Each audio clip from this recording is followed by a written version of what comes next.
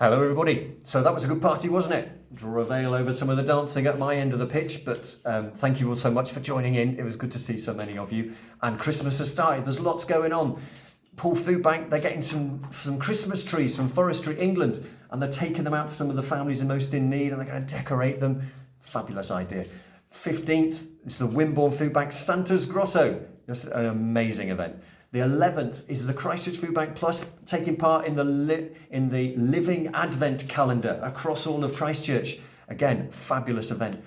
Southbourne Food Bank, they've got more space, so they're able to talk to so many more of their clients. And it was we were in Norwich yesterday having this is Friday.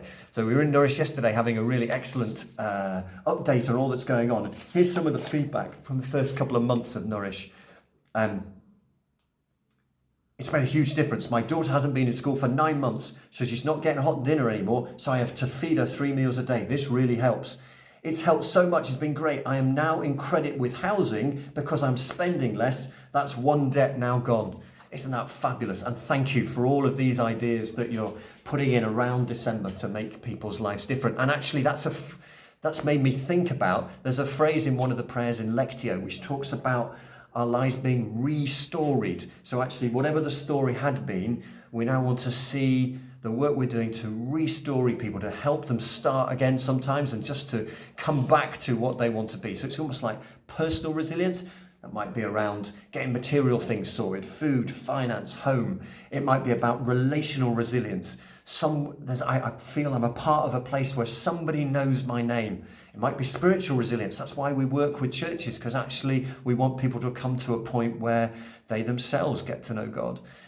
And as part of personal resilience and personal restoring, that then starts to have a knock-on impact where you start to see communities transformed and communities restored. Homelessness coming to an end, food insecurity reducing dramatically, and lots of places, which is about the We're Here network, where people can say, I've got somewhere I belong. Might be a place, might be a group of people. I belong there. So that's what we want to say. We want to tell that story next year. And as part of our 20th birthday, we want to do a few set events. So in March, we'll take out 20 birthday cakes to all the different venues. This is Ruth's map. All the different venues that we work with to actually say thank you for being part of 20 years of FaithWorks. And then in June, we'll have an end of the pier party for all our partners.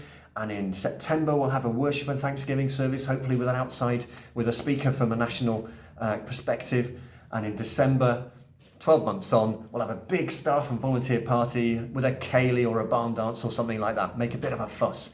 So those are some set events. And then amongst all of that, we want to do a really good film. Christchurch Food Bank Plus has set the standard. We want to do a really good film to explain all the different bits and how they interlink.